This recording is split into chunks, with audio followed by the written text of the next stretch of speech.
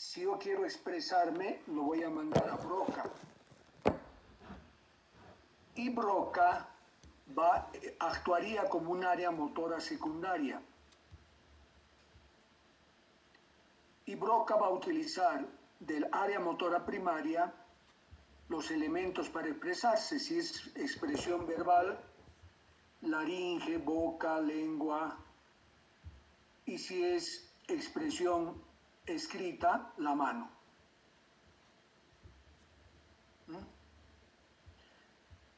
¿Alguna pregunta?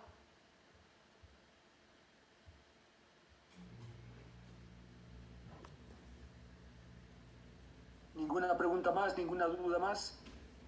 Bueno, vamos a hablar de algunas cosas complementarias al lenguaje. Por ejemplo, la dislexia. Y acá subrayo, dislexia no es alteración del lenguaje. La dislexia es un trastorno del aprendizaje, pero de algo específico, que es el aprendizaje de la lectura. Repito, dislexia es una alteración en el aprendizaje de la lectura. Y acá vamos a volver a ver la importancia del área de asociación parieto-temporo-occipital. Con esa área vamos a poder transformar el mensaje que recibimos del lenguaje en símbolos. Es decir, con esa área se puede simbolizar. Nosotros permanentemente estamos simbolizando. ¿Qué significa simbolizar? Es decir, convertir información en una especie de unidades.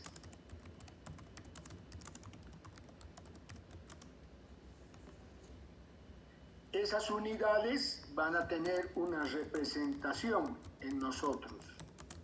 ¿Ah? Y vuelvo a repetir, eso lo realiza el área de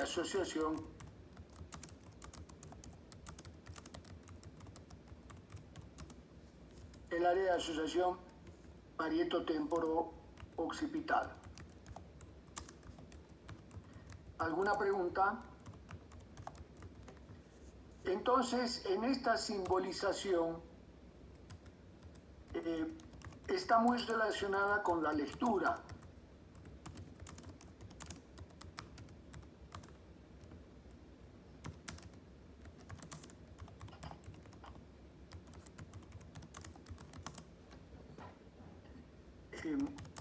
Porque cada vez que nosotros leemos, vamos a integrar esa información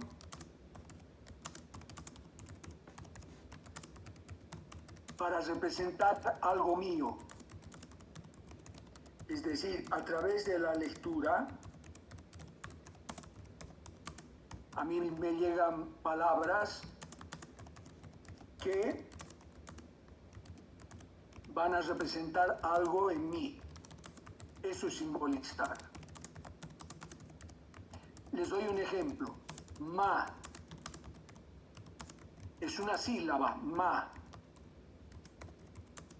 Pero yo tengo casi la seguridad que la mayor parte de las personas que están escuchando ma simbolizan con mamá.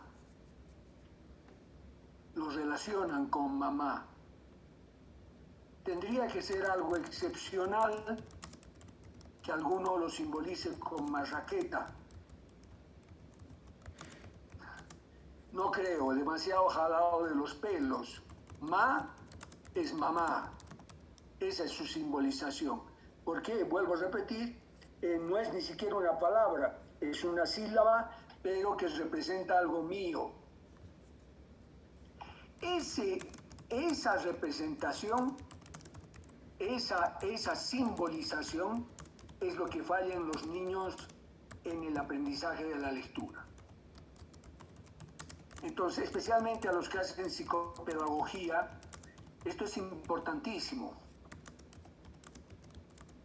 ¿Por qué? Porque además nosotros, desde el punto de vista de estrategia docente o estrategia de aprendizaje, enseñamos a leer silabeando. Todos hemos debido aprender a leer silabeando. Ma, ma. Y entonces al niño se le complica mucho el tener que hacer simbolizaciones o representaciones a través de sílabas. Entonces le cuesta aprender a leer muchísimo. Generalmente, y esto va para los pedagogos, a este problema en los niños se lo trata de subsanar, que aprendan a leer por palabras enteras, no silabeando.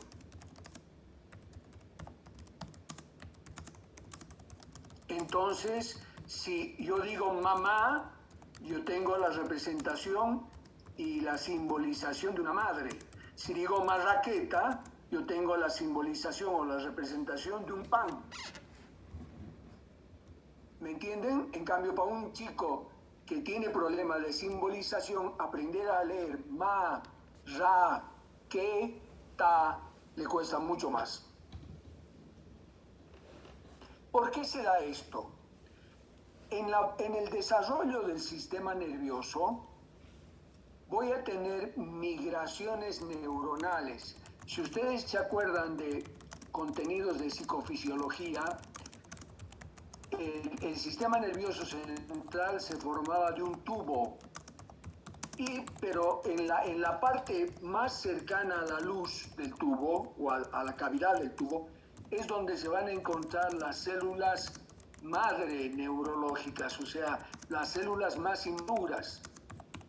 Y se van a multiplicar, dividir y van a migrar. Y va a haber en el cerebro dos migraciones.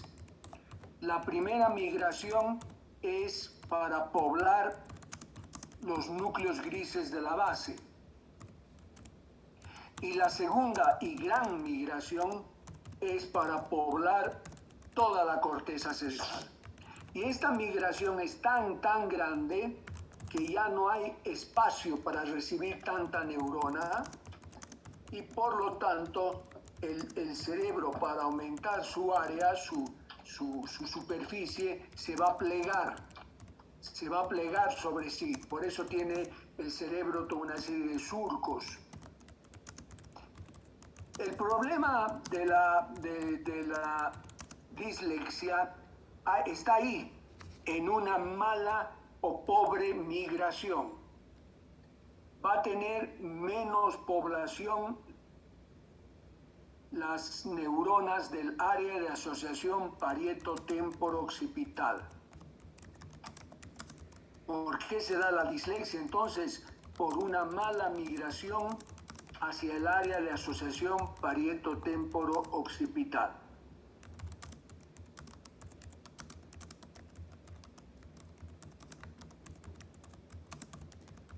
Para que esta migración se dé, van a haber varias sustancias que son importantísimas, pero una de ellas, y las que más se toma en cuenta en esta enfermedad, es la testosterona fetal. La testosterona fetal.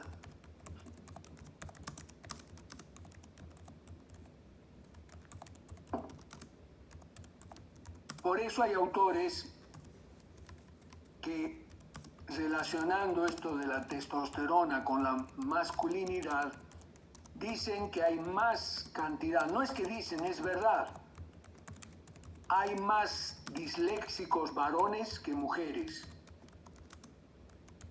Hay más disléxicos varones que mujeres.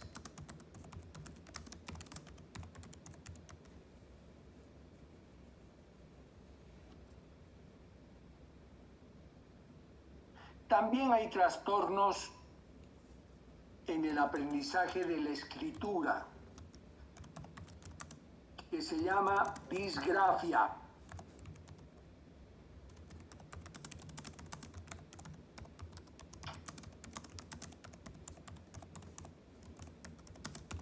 A veces estas disgrafias, o sea, la persona aprende a escribir, pero quedan algunas alteraciones. Por ejemplo, personas que permanentemente confunden la P con la Q,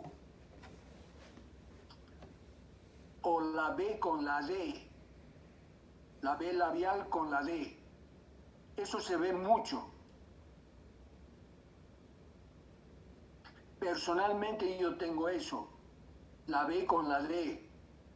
Entonces, normalmente lo que hago es, cuando ya estoy escribiendo, veo una palabra con una B labial y eso me sirve de referencia. De ahí, si tengo que volver a escribir una B o una D, miro y pongo lo que corresponde, o B o D, pero siempre mirando una referencia. Si no, hay que pensarlo, hay que discurrirlo, hay que escribir y sale.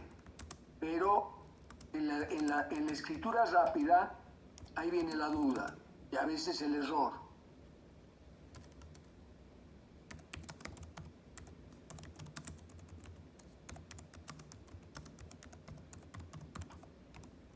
Ahora, normalmente en la mayor parte de patologías, cuando hay una, como por ejemplo, y si no lo he dicho, aprovecho, hemos dicho que las afasias son alteraciones del lenguaje. Una persona que tiene una afasia motora o de expresión no puede emitir una sola palabra, pero sí puede emitir algunas palabras, no todas las palabras, porque si no, no tendría problema de expresión. Pero, por ejemplo, hay personas que quedan con pocas palabras, unas 10 palabras, sí, no, porque, bueno, palabras así básicas, y no pueden expresar otras palabras. En ese caso ya no es una afasia, porque la afasia sería total, sino se llama disfasia, porque es parcial. Entonces, existe la disfasia motora o de expresión y existe la disfasia sensorial o de comprensión. Cuando es parcial. Esto también es interesante. Por ejemplo, a una persona tú le puedes decir, cierre los ojos, cierra los ojos. Entonces tú crees que comprende bien, pero yo te apuesto que si tiene alteraciones de la comprensión, quizás si le dices, cierre los ojos, cierra los ojos, abra la boca, vuelve a cerrar los ojos, deme la mano, vuelve a cerrar los ojos. Es decir, ha comprendido la primera orden y es como si se intoxicara. Todo el resto que le hablas es como que le estás repitiendo esa orden. Entonces no tiene una afasia de comprensión. ¿Por qué? Porque te ha comprendido una orden. Si te ha comprendido una orden ya no es afasia, es disfasia.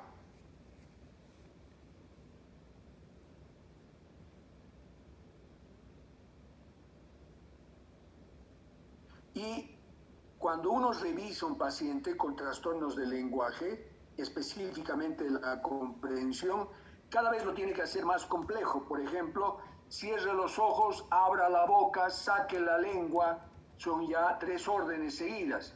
Y la persona por ahí te comprende, te dice, o sea, vos le dices, va a cumplir estas 3 órdenes, no se las das una por una, sino las 3 órdenes en una sola orden, las 3 cosas que tiene que hacer. Cierre los ojos, abra la boca, saque la lengua. Entonces, él quizás te comprende. Cierra los ojos, abre la boca, saca la lengua. Y le haces más compuesto, más complejo. Le dices, cierre los ojos, abra la boca, saque la lengua y deme su mano derecha para que toque mi mano derecha. Y ahí sí, recién hace las 3 primeras órdenes y ya la cuarta orden ya no puede realizar. Entonces, no es que está normal, sino tiene una disfasia mínima o leve de comprensión.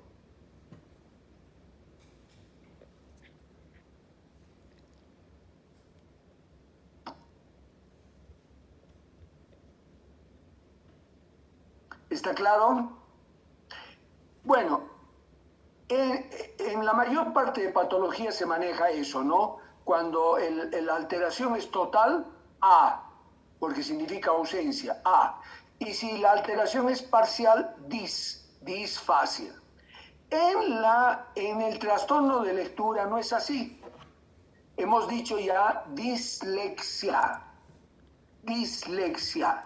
La dislexia se menciona como una alteración para el aprendizaje de la lectura por problema de desarrollo, es decir, por problema de migración.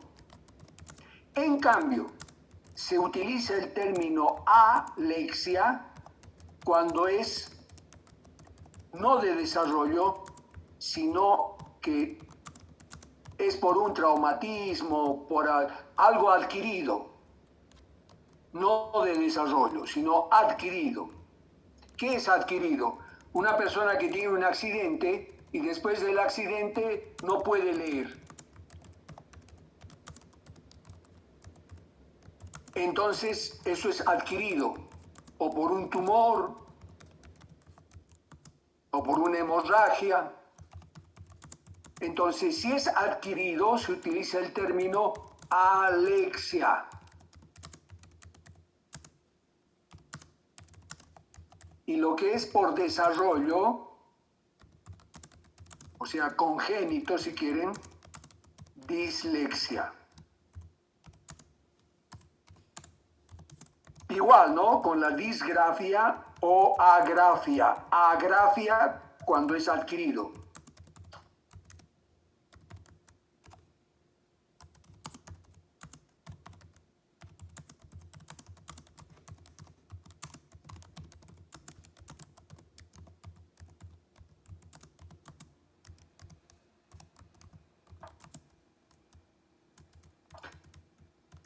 Interesante, ¿no? Sí, y vuelvo a resaltar la importancia del área de asociación parieto-temporo-occipital. ¿Alguna pregunta? Doctor, ¿y cómo se trata a estas personas que tienen este tipo de alteraciones? Si es un niño, es decir, que es congénito o por desarrollo, lo que te he dicho, es decir, recurrir a estrategias pedagógicas para que el niño pueda mejorar su simbolización. Y con ejercicio. Con ejercicio. El cerebro es plástico, es decir, que ahí existe la plasticidad cerebral. Si tú haces que el chico compense, pues va a aprender a leer. Una vez que ha aprendido, ya tiene el aprendizaje. Ya ha obtenido el aprendizaje. Mientras tanto, tienes que un poco utilizar diferentes estrategias. Eso los que estudian pedagogía o psicopedagogía les van a enseñar seguramente otro tipo de recursos. Yo el recurso que sé por fisiología es esto de usar la lectura en palabras completas y ejercitar. Si un niño necesita un tiempo X para aprender a leer, estos niños seguramente van a utilizar, de acuerdo al grado de problema que tengan, van a requerir más tiempo para este aprendizaje. Es muy variable, hay personas que les resulta muy fácil ciertas materias y otras materias les cuesta mucho más. Entonces, es una cuestión de compensar con ejercicio y con tiempo, ¿no? Gracias, doctor.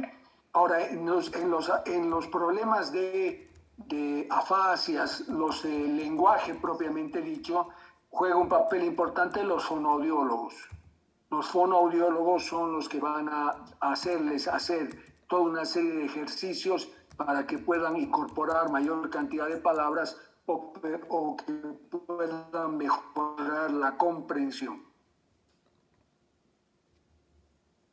¿Alguna pregunta? ¿Tener dislexia puede afectar en otros ámbitos? ¿Perdón? El tener dislexia puede afectar en otros ámbitos, digamos, no solo en la lectura, digamos. El término dislexia es específico y disgrafia también. Ahora, hay otro tipo de alteraciones en el aprendizaje. Uno de los que más se conoce son los trastornos de la atención, lo que vulgarmente se conoce como atención dispersa. Pero para esto se necesita hacer muy buen diagnóstico en los niños. A veces hay niños con problemas de violencia intrafamiliar, que el niño está preocupado de lo que está pasando en la casa, por ejemplo. El niño está en clases y está pensando que ojalá que papá no llegue borracho y la pegue a mamá. Y por lo tanto no aprende. Y a veces el mal diagnóstico surge del profesor. El profesor dice, este niño tiene una atención dispersa porque siempre parece que estuviera en el aire. Por eso la importancia de los psicopedagogos, ¿no? El que sepan realmente dónde está el inconveniente. Ese chico no tiene problema de atención, sino es un chico que la cabecita la tiene ocupada en otra cosa, en preocupaciones. Pero si sacáramos todos los problemas de violencia familiar, ese niño va a empezar a utilizar bien su atención y no va a tener problemas de aprendizaje. Por eso la importancia de hacer excelentes diagnósticos, buenos diagnósticos a través de tests especialmente.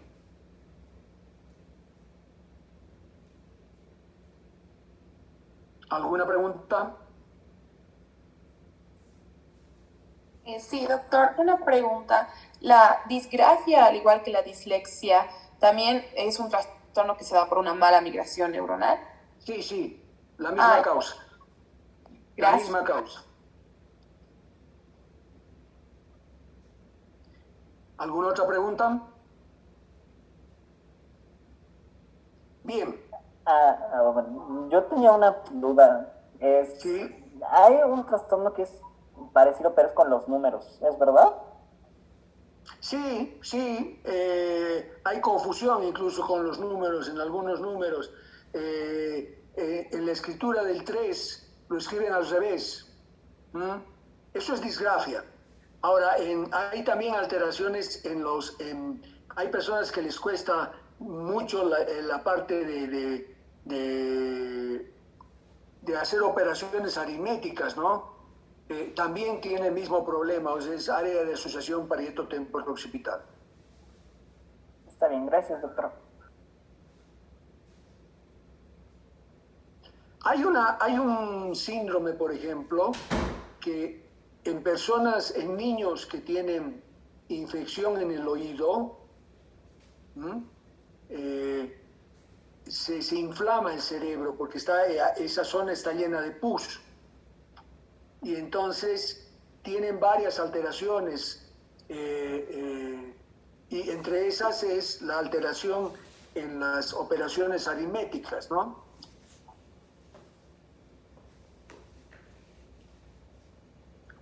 ¿Alguna pregunta?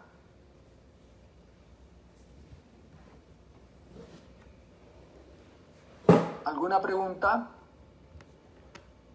Doctor, disculpe, tengo una curiosidad que escuchaba mucho en mi colegio. Era que, bueno, dislexia nos daban por entender a muchos de que tenía que ver con como que no saber diferenciar cuál es tu derecha y cuál es tu izquierda. ¿Eso también es parte de la dislexia? Perdón, otra vez. Era como que nos decían que la dislexia era la confusión entre tu lado izquierdo y tu lado derecho. No. Dislexia específicamente es trastorno en el aprendizaje de la lectura. No. Ahora, lo que les estaba diciendo de la punta del peñasco, ¿no? O sea, el peñasco es el hueso donde está metido el oído y se puede producir ahí infecciones y que producen inflamación en el cerebro. Entonces, pero generalmente van a tener parálisis del movimiento de uno de los movimientos que tiene el ojo, pero también pueden tener alteraciones en algunas operaciones aritméticas, les decía, y también tienen a veces, es otro síndrome, el que estoy mencionando ahora, que es el problema de diferenciación del lado derecho con izquierdo. Pero estos son cosas adquiridas por infecciones, por inflamaciones del cerebro. ¿Mm? ¿Alguna pregunta? Y doctor, una pregunta más. ¿Cómo se llama cuando, en vez de confundir el orden, con, por ejemplo, el 3 con la E, cuando cambias de posición una letra en una palabra? Perdón, otra vez. O sea, que he visto gente que a veces cuando escribe una palabra, pone la letra de una palabra, pero la pone en otra posición que no va. Es igual, es grafia, o sea, es un problema de escritura. Entra dentro de las disgrafias. Está bien. Gracias, doctor. Puede ser que desde el punto de vista ya más profundo de la parte psicopedagógica o pedagógica, hay algunos términos que yo los ignoro. Yo estoy viendo la parte fisiológica, que es funcionamiento cerebral, ¿no? No sé todo, ya cosas muy específicas las ignoro. ¿Alguna pregunta? Bien. Nosotros vamos a entrar a otro tema, a un tema muy importante, que es justamente aprendizaje y memoria. Nosotros permanentemente nos vamos a interrelacionar con el mundo, con el entorno, con el medio ambiente. Pero de esa interrelación yo voy a ir aprendiendo cosas. Y para yo tener que aprender, voy a tener que retener, es decir, memorizar.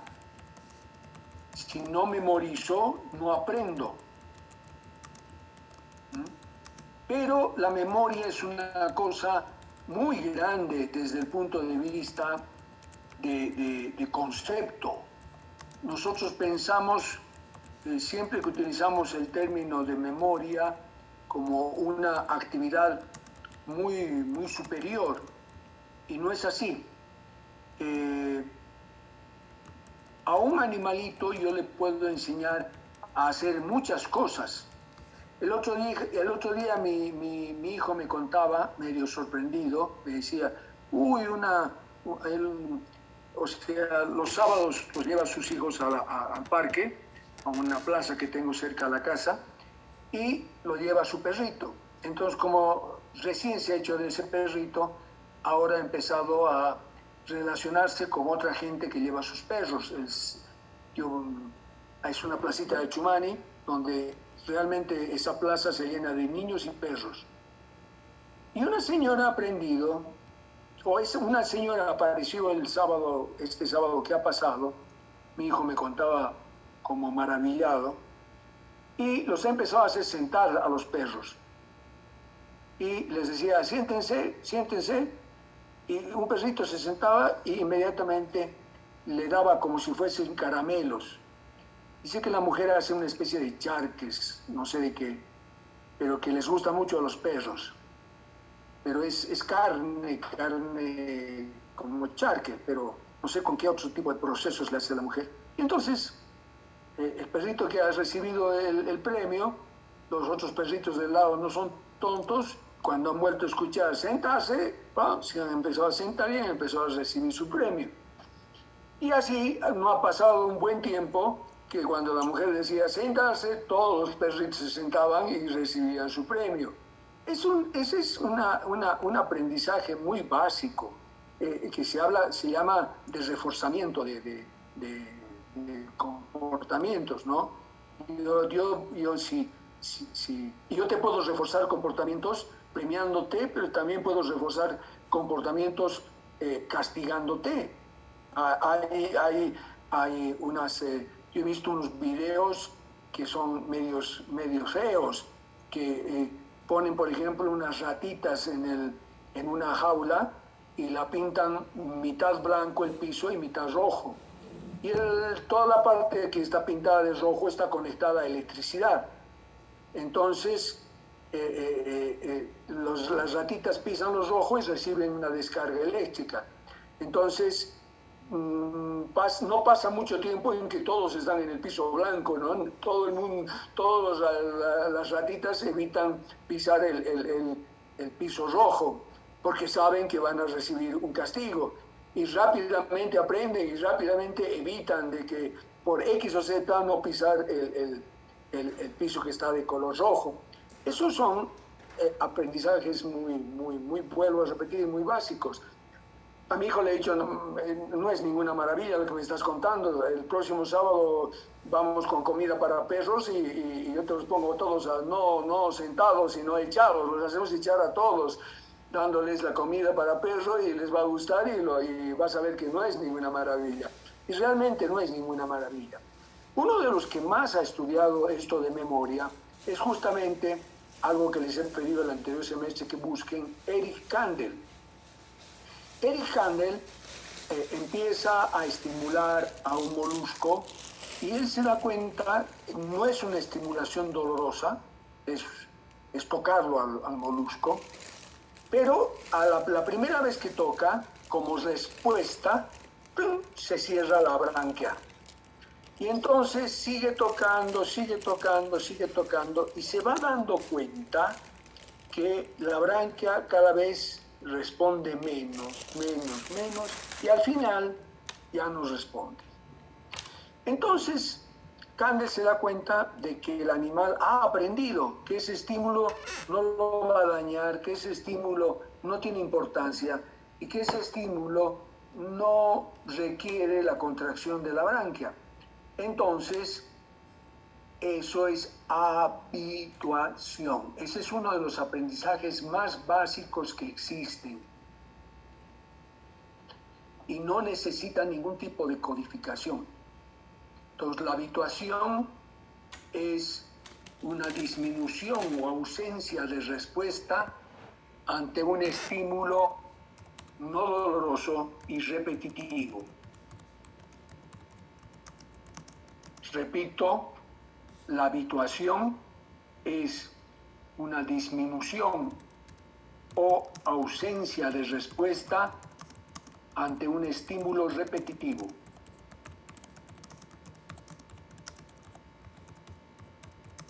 Por supuesto que este tipo de aprendizaje no utiliza una codificación que existe en nosotros, que es la del lenguaje.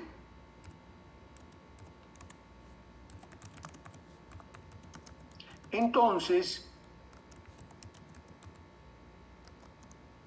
vamos a ir hablando un poco de las nomenclaturas que se han utilizado hablando de memoria. Esta memoria que yo acabo de mencionar, de la habituación, no requiere la codificación del lenguaje, por eso en algún tiempo se ha llamado no declarativa. Es un aprendizaje no declarativo. Otro aprendizaje básico es la sensibilización.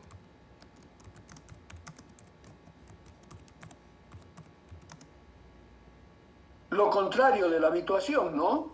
La sensibilización es un aumento y una generalización de la respuesta ante un estímulo que sí puede ser dañino.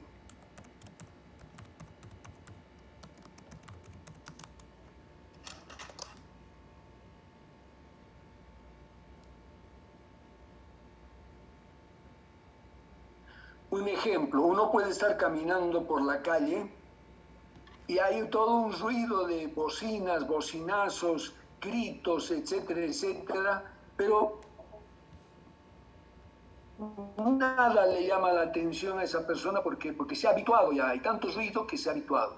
Pero de pronto escucha un sonido que es típico de una frenada. Es las gomas con el asfalto. Y yo les apuesto que eso hace que inmediatamente gire, es como un reflejo, es un giro de orientación. Mira todo el mundo hacia donde hay el ruido. Incluso ya está esperando escuchar el golpe, choque, ¿no? O algo. Entonces, pero por eso es generalización. Todo responde. No es solamente que giran los ojitos, no. Gira la cabeza, vuelvo a repetir, hay un reflejo de orientación, hay una búsqueda de dónde está el estímulo. Eso es sensibilización. Es un aumento y generalización de una respuesta ante un estímulo. También es no declarativo y además ambos, la habituación y la sensibilización, no son asociativos.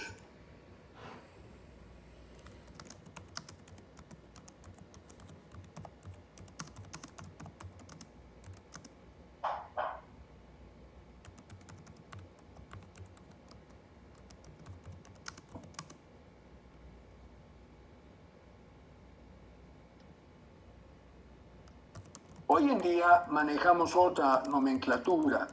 Todo lo que maneja el término, o sea, la codificación del lenguaje, lo vamos a llamar explícito.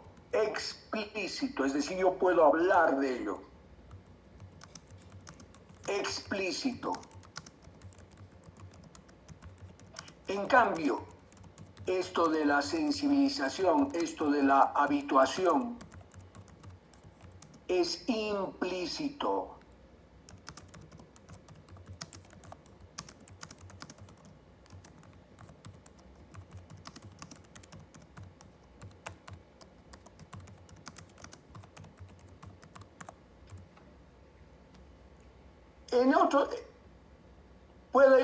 Dentro de las memorias implícitas voy a tener las asociativas.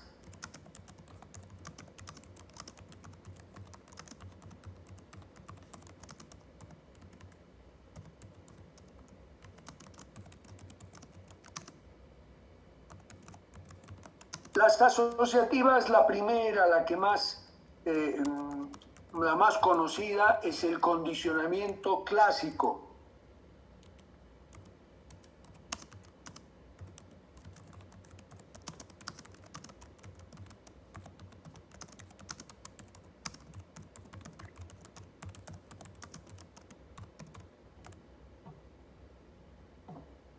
¿Cómo se ha dado el condicionamiento clásico? Pavlov, por eso se lo conoce también como el condicionamiento de Pavlov, trabajaba con perros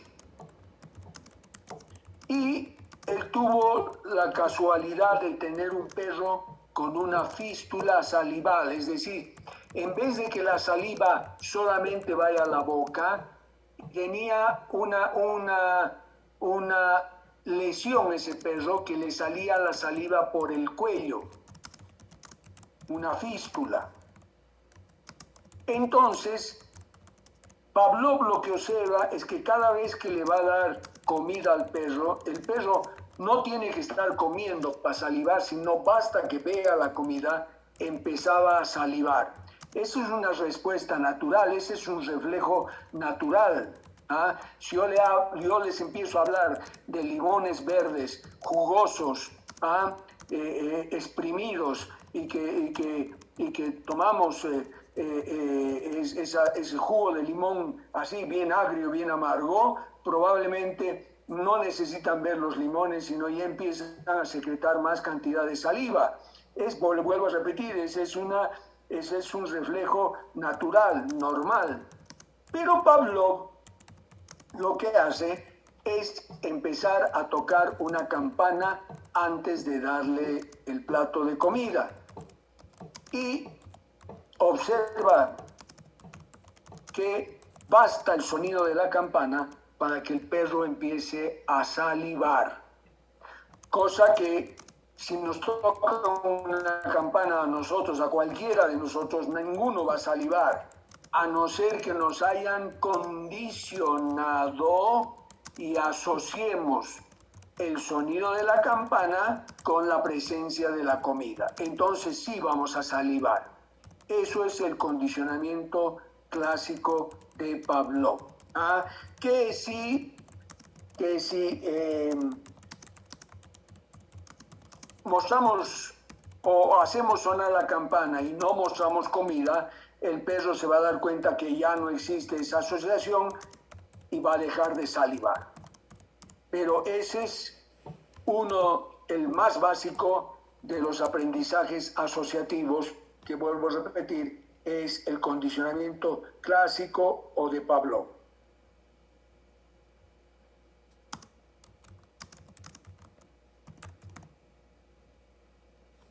El otro es el que les he comentado, de darles comida, que es el de Skinner, o el de...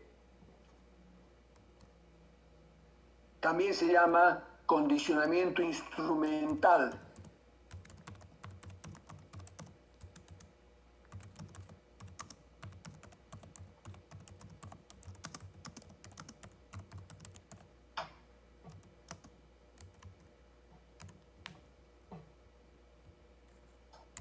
Se conoce como puedo repetir, un condicionamiento instrumental o de reforzamientos de comportamientos.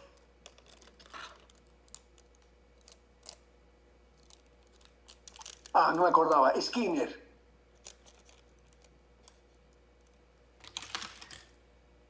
Skinner trabaja con laberintos, ¿no? Los laberintos de Skinner. No sé en qué materia ustedes les van a enseñar eso, los que estudian psicología, que van a tener que enseñar a ratitas toda una serie de comportamientos a través de estímulos. Les van a enseñar los pellets, creo que se llama, hacer una comidita que les gusta a las ratitas o a los ratoncitos, para que ustedes les den como premios para que puedan enseñarles. Otro no muy conocido es el troquelado. También se llama impronta. Impronta o troquelado.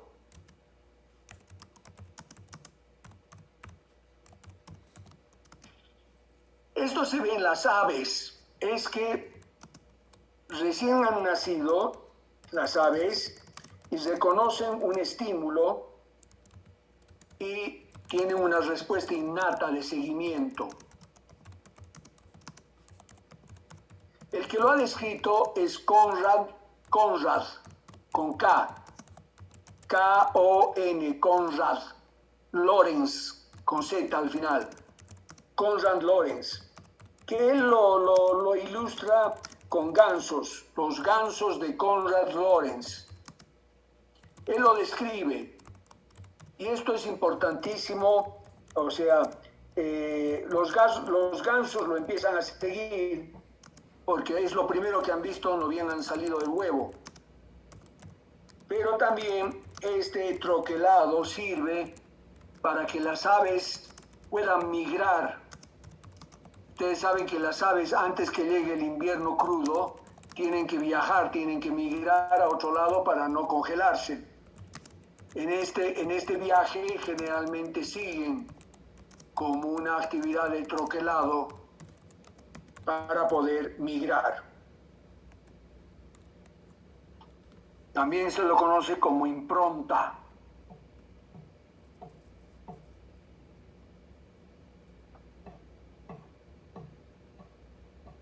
¿Alguna pregunta? Es asociativo, por supuesto. Hay una película que una niña se da cuenta de que los pájaros no van a poder migrar porque no sé por qué, no me acuerdo, se mueren las aves principales de todo un grupo de aves que vivía ahí en su pueblo, y entonces ella pinta en una avioneta los colores de las alas de un ave, y entonces ella parte con la avioneta y todas las aves la siguen y las lleva al lugar donde tienen que migrar para salvarse. Eso es típico el troquelado. ¿Alguna pregunta?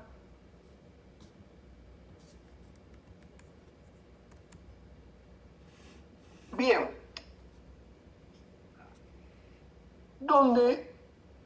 Si nos hacemos una pregunta nosotros tenemos estos aprendizajes implícitos, por supuesto que lo tenemos.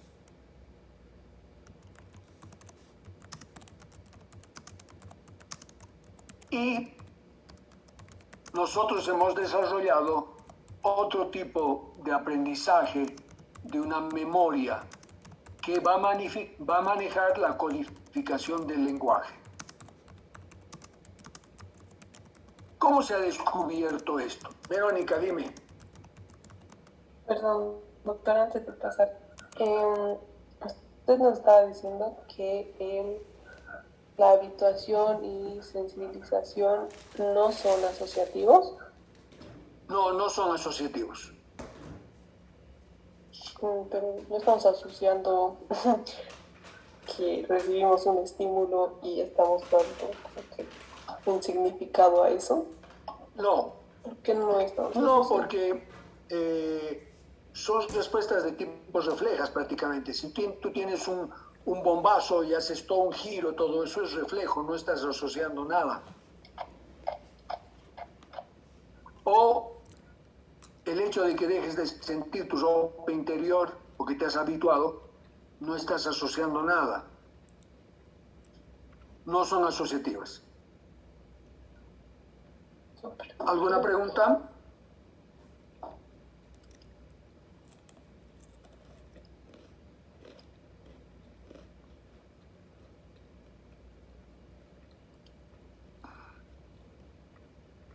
Bien, les decía, en la década del 50 del siglo XX, hay un paciente que tenía ataques epilépticos, muchos ataques epilépticos, y lo va a operar un neurocirujano de apellido Escobil,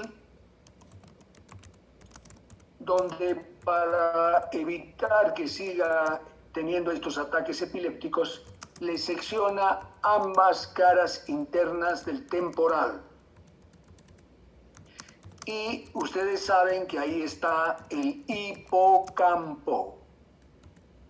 Entonces le secciona ambos hipocampos. Y el paciente mejora en el sentido de la frecuencia de ataques epilépticos, pero queda con una gran alteración de la memoria. Gran alteración de la memoria. Prácticamente a los pocos minutos se olvidaba de lo que había vivido, ocurrido. Voy a ir a mis imágenes, ahora sí, para poder ver sobre el tema.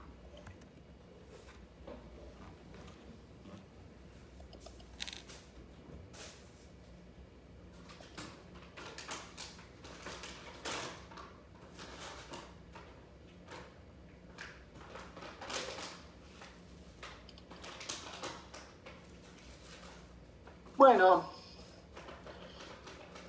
lo que estábamos hablando, ¿no? Es decir, yo voy a tener aprendizajes que dependen del lenguaje, que tienen una codificación del lenguaje, pero voy a tener otro tipo de aprendizaje que está muy relacionado con las capacidades motoras. En ese vivir que yo tengo con el medio ambiente, van a surgir toda una serie de comportamientos y conductas en estas relaciones, donde va a surgir una conducta o un comportamiento normal, pero también pueden surgir trastornos del comportamiento. Una de las personas que más ha trabajado con simios, con monos, y que es el padre de la fisiología, es Charles Sherrington. Charles o Carlos Sherrington, Charles Sherrington, estimulaba el cerebro de los monos y trataba de hacer mapas, pero no lo podía hacer con humanos porque no era fisiólogo.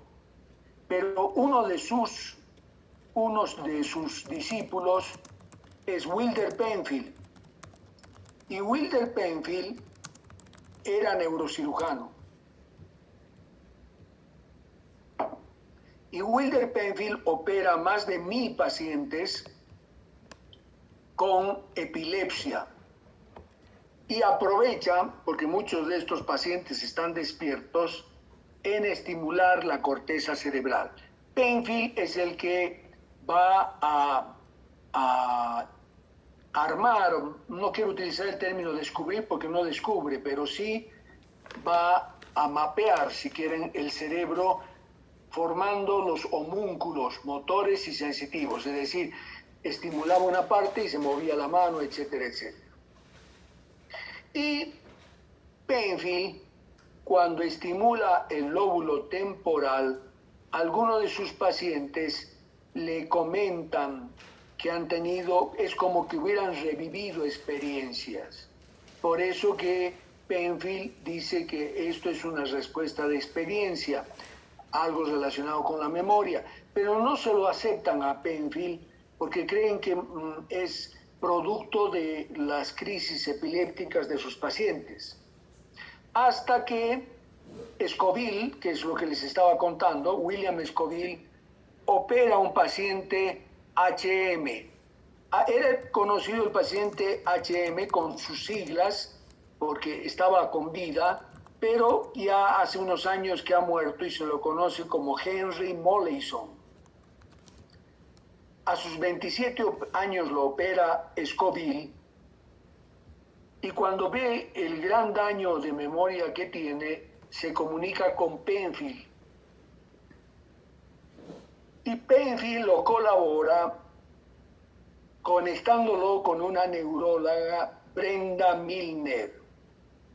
Y Brenda Milner, desde aquel entonces, lo único que hace es trabajar en las investigaciones sobre la memoria. ¿Cómo? Todo esto es, aquí es una vista del cerebro de abajo, ¿no? Mirado de abajo. Toda esta es la zona que le extirpan a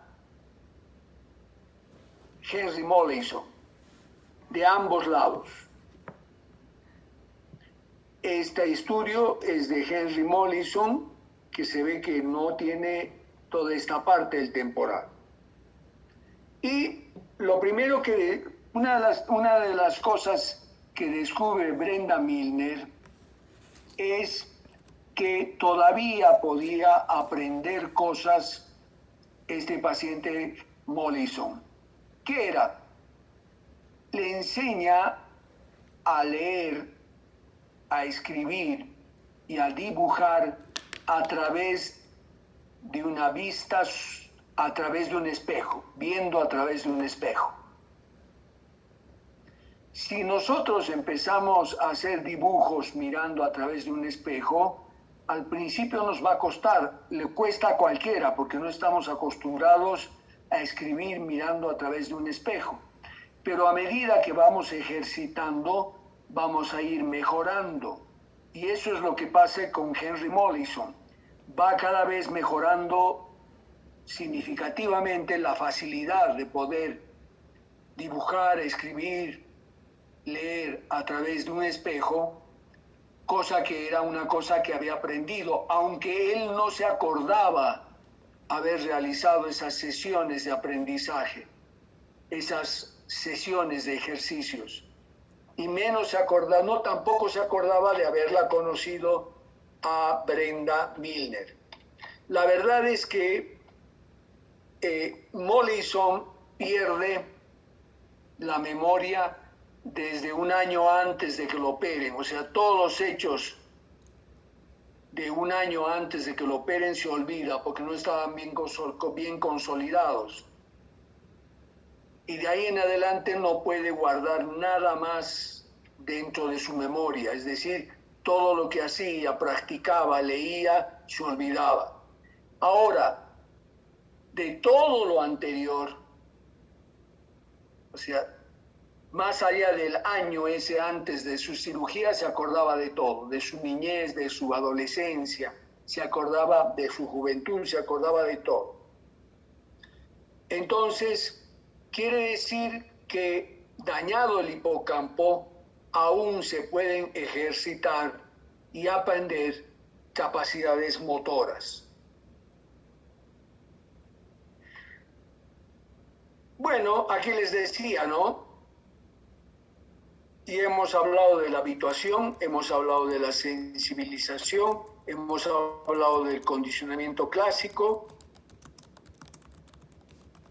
hemos hablado del condicionamiento operante, no me acordaba de este término, también instrumental, ¿no? También se conoce como instrumental. Condicionamiento clásico y operante. También Brenda Milner se da cuenta de algo a priming, que es la facilitación o también llamada memoria de sensibilización, es decir, al paciente, a Mollison, le hacía repetir palabras, les daba sesiones de repetir palabras. Al día siguiente no se acordaba ninguna palabra que había repetido, y esto ha ido haciendo muchas sesiones. Pero si a Henry Mollison le escribían las 3 primeras letras de la palabra, él completaba con estas mismas palabras que antes había ejercitado. A eso se llama facilitación o memoria de sensibilización, que también lo tiene Henry Mollison. Entonces, lo que les había dicho, ¿no? Vamos a tener una memoria implícita o no declarativa y una memoria explícita o declarativa. Endel Turbin es un psicólogo que divide esta memoria explícita en episódica y en semántica. Episódicas son de los hechos.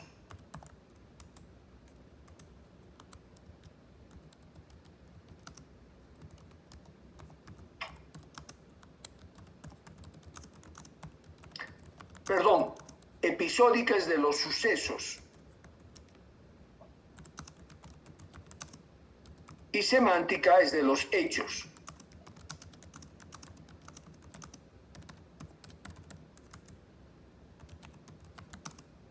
Este cuadro es muy bueno porque vamos a tener la memoria implícita o no declarativa, el aprendizaje no asociativo, habituación y sensibilización, y lo que les había dicho antes, son reflejos, son respuestas reflejas. En cambio, el aprendizaje asociativo, tanto el condicionamiento clásico y operante, tienen relación con respuesta muscular, por eso hemos dicho que es actividad motora, por lo tanto está relacionado con el cerebelo, y cuando tiene contenidos emocionales, con el núcleo amigdalino. Después vamos a tener una memoria de procedimiento, que son justamente lo que hemos dicho, dibujar a través de un espejo, capacidades motoras, ¿no? Entonces son de procedimiento. Esto, el estriado, manejar un auto, manejar una bicicleta. Hay otra sensibilización que es diferente a la del aprendizaje no asociativo. Esta es corteza cerebral. Esta sensibilización la vamos a volver a tocar cuando hablemos de drogodependencia.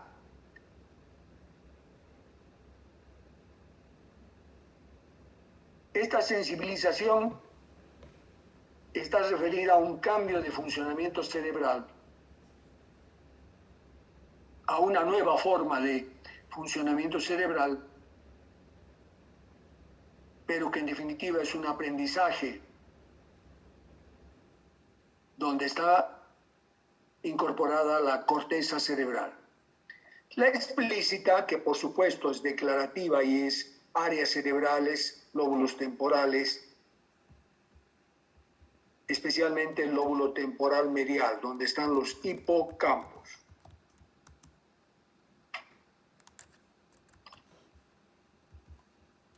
¿Cómo vamos a integrar o vamos a consolidar la memoria explícita, es decir, la memoria con codificación del lenguaje? Si vemos este dibujo, miren, este es el lóbulo temporal y esto es el hipocampo. Esto es el hipocampo. Y va a tener unas cortezas, el hipocampo, que son parahipocámpicas, es decir, al lado del hipocampo, donde tenemos la corteza entorrinal y las cortezas parahipocámpicas. Estamos hablando del subículo, del presubículo. Ya lo hemos hablado cuando hemos visto sistema límbico. Entonces, cuando a mí me entra la información a mi cerebro, van a entrar a las áreas de asociación, especialmente la parieto-temporo-occipital. De ahí va a pasar esta información a la corteza parahipocámpica y la corteza perisinal. La corteza perisinal es prácticamente corteza olfatoria y la corteza parahipocámpica está al lado del hipocampo. De ahí va a entrar a la corteza entorrinal.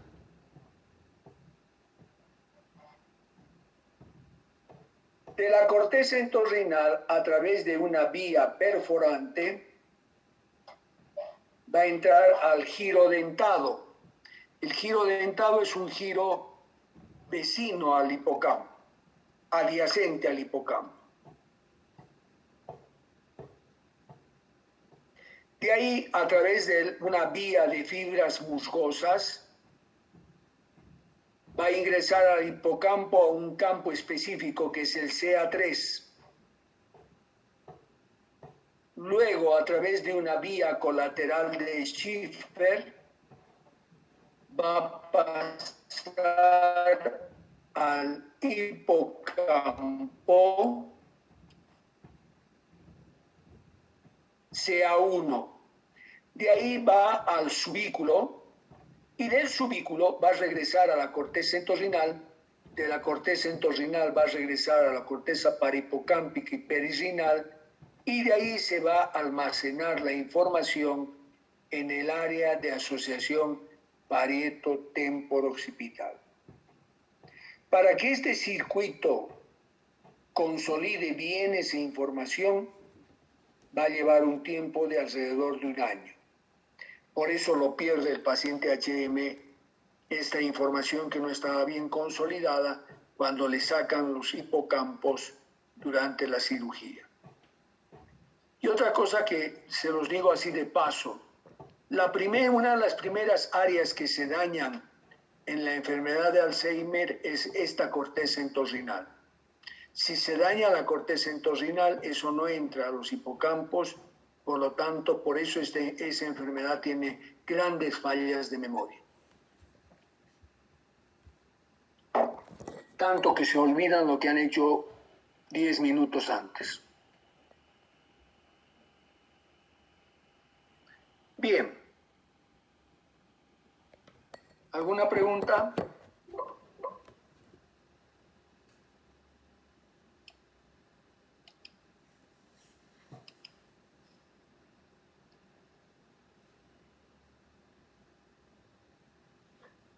¿Alguna pregunta?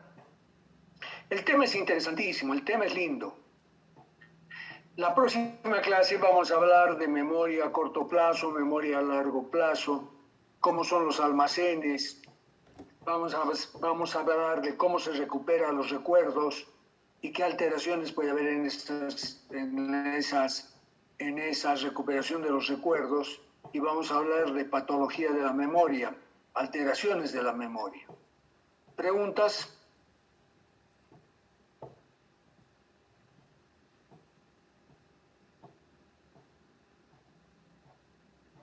¿No hay preguntas? Adriana, Verónica, Mayra, Mariana, Valeria, les agradezco muchísimo, porque de verdad que es diferente dar clases mirándonos las caras.